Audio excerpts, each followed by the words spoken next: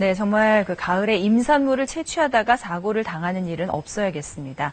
저희가 조금 전에 도토리 얘기를 했는데 도심에는 또 은행이라는 열매가 한창이죠. 네, 이것도 줍다가 사고를 당하는 경우가 적지 않다고 하는데요. 이어서 모은희 기자와 얘기 나눠보겠습니다. 네, 모은희 기자. 근데 물론 사고가 주는 아니죠?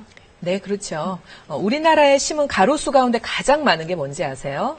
은행일 것 같아요. 네, 1위는 벚나무고요. 그 다음으로 많은 것이 바로 은행나무입니다. 네. 튼튼하게 잘 자라고 공기정화 효과도 좋아서 많이 심은 건데 문제는 열매에서 나는 지독한 악취죠. 민원이 속출하면서 서울시에서는 향후 3년 안에 시내 가로수를 열매가 열리는 암나무 대신 수나무로 다 교체하겠다고 발표하기도 했습니다. 골칫덩어리 은행이지만 건강에는 좋은 거 다 아시죠? 오늘 은행에 대해 자세히 알려드립니다. 가을이면 황금빛을 뽐내며 우리의 눈을 즐겁게 하는 은행나무. 척박한 토양에서도 잘 자라 가로수로 많이 사용되는데요. 그런데 은행나무의 암수 어떻게 구분하는지 알고 계시나요?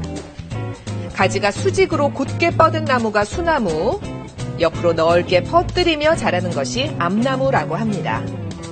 은행잎 모양도 차이가 있는데요. 수나무 잎은 암나무 잎보다 진한 암록색을 띠면서 더 크고요. 잎 끝도 구불구불합니다. 은행 열매는 이 암나무에만 열리는 건데요. 거리가 지저분해질 뿐더러 떨어진 열매를 밟기라도 하면 냄새가 남아 맞아요. 기피 대상입니다. 네.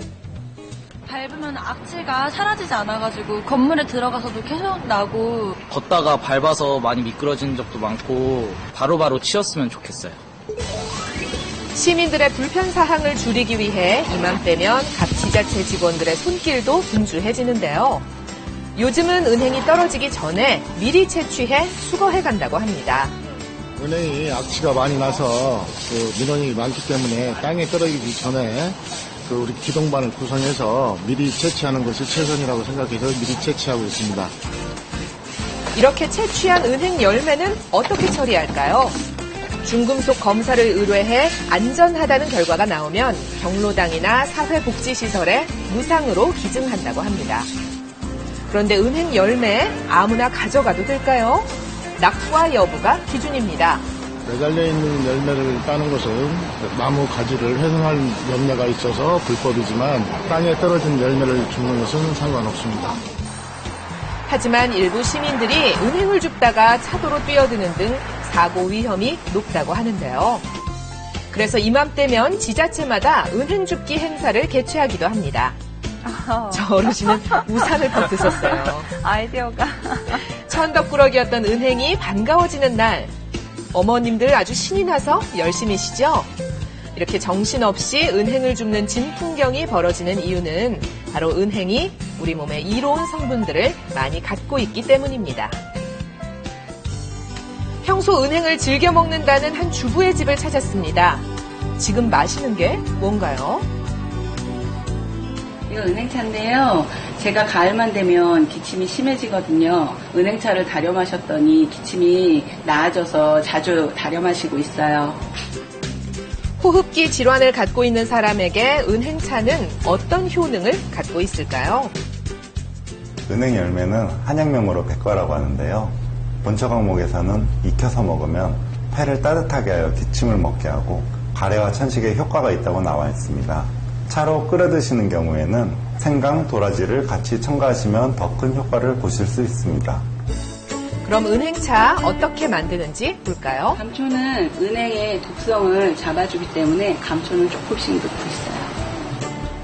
볶아서 껍질을 깐 은행과 말린 도라지 그리고 배를 적당한 크기로 썰어 끓여주는데요. 물이 펄펄 끓기 시작하면 불을 약하게 줄이고 은행 색이 우러날 때까지 푹 끓이면 됩니다. 차로 따뜻하게 마셔도 좋지만 식혀서 물처럼 자주 마시는 것도 좋다고 하네요. 어른아이 모두 은행차를 즐긴다는 가족. 맛있다. 가을철엔 자주 끓여 먹기 때문에 은행 열매를 한 번에 많이 산다는데 어떻게 보관하고 계세요? 금방 쓸 때는 냉장실에 보관하는데 좀 오래 두고 먹을 때는 냉동실에 보관하고 먹는 편이에요. 그럼 2, 3개월까지도 충분히 먹을 수 있어요. 오래 둘 땐 냉동입니다. 자, 몸에 좋은 은행 좀 더 맛있게 즐길 수 있는 방법 알려드릴게요. 먼저 은행을 손질하는데요. 이거 일일이 손으로 벗기기가 너무 번거롭지요. 요령이 있다고 합니다. 은행 껍질 벗기실 때 쉽고 간단하게 벗기는 방법 중에 하나가 이 우유팩에다가 은행을 넣어서 렌즈에 돌려주시면 쉽게 껍질이 분리가 됩니다. 전자레인지에 5분간 돌렸더니 이렇게 됐습니다. 자, 그럼 환절기 건강에 좋은 은행 견과죽을 만들어 볼 텐데요. 은행과 아몬드, 땅콩을 함께 볶아서 믹서기에 간 뒤 찹쌀을 넣고 끓이기만 하면 됩니다. 간단하죠? 은행은 특히 혈액순환에 좋다고 하는데요. 은행 열매에는 플라보노이드 성분이 들어있는데요. 이 플라보노이드 성분은 혈전을 없애서 혈액의 노화를 방지하는 역할을 합니다. 또 은행에 징크라이드 성분이 들어있는데요. 이 징크라이드는 뇌 속의 활성산소를 제거하는 항산화 작용을 해서 뇌혈관을 건강하게 하는 데도 도움을 줍니다. 은행 견과죽 하나면 쌀쌀해진 날씨도 거뜬히 이겨낼 것 같네요. 은행은 밥 반찬으로 먹기도 좋습니다. 은행과 호두를 볶아 양념장에 졸이면 은행 호두조림이 되는데요.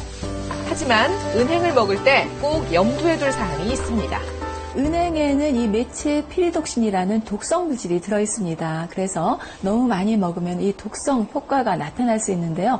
복통이라든지 구토, 발열 등의 증상이 있고요. 또 일부 심한 경우에는 경련까지도 나타날 수 있다고 합니다.